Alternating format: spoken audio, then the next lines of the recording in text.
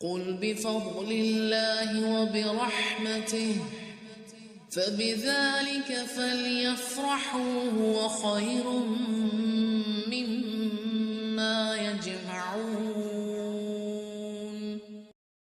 فَأَقِمْ وَجْهَكَ لِلدِّينِ الْقَيِّمِ، پس آپ اپنا رخ سچے اور سیدھے دین کی طرف ہی رکھیے، قبل اس کے کہ وہ دن آ جائے جس کا ٹل جانا اللہ کی طرف سے ہے ہی نہیں، یعنی جب وہ آئے گا تو ٹلے گا نہیں۔ اس دن سب متفرق ہو جائیں گے، یعنی کوئی کسی کا ساتھ نہیں دے گا۔ کفر کرنے والوں پر ان کے کفر کا وبال ہوگا، اور نیک کام کرنے والے اپنی ہی آرام گاہ سنوار رہے ہیں۔ ذرا سے اس آیت کی خوبصورتی پہ چند سیکنڈ غور کریں۔ یہ جو لفظ ہے نا یم ہدون، بستر بچھانے کو کہتے ہیں، بہت خوبصورت بیڈ کوئلٹ ہے، فومی، ریلیکسنگ، سلکی، اور کوئی بچھائے اور اس پہ کہے آئیے آپ آرام فرمائیے، تو آج دین کے راستے کے یہ کانٹے کل جنت کے پھول بنیں گے۔ تو اب آپ کی مرضی ہے، میں آپ جنت کے بستر بچھوا رہے ہیں یا پھر کچھ اور کر رہے ہیں، یہ آپ کی میری چوائس ہے۔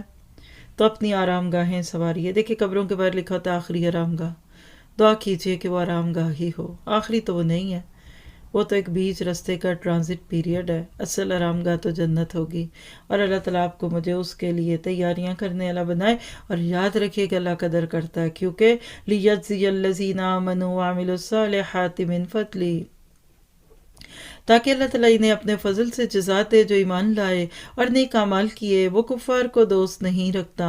اس کی نشانیوں میں سے خوشخبریاں دینے والی ہواؤں کو چلانا بھی ہے، اس لیے کہ تمہیں اپنی رحمت سے لطف اندوز کرے، اور اس لیے کہ اس کے حکم سے کشتیاں چلیں، اور اس لیے کہ اس کے فضل کو تم ڈھونڈو، اور اس لیے کہ تم شکر گزار بنو، لعلکم تشکرون۔ یا آپ کہہ سکتے ہیں کہ قرآنی نشانیاں، یعنی قرآنی آیتیں اور کونی آیتیں جمع ہو گئیں۔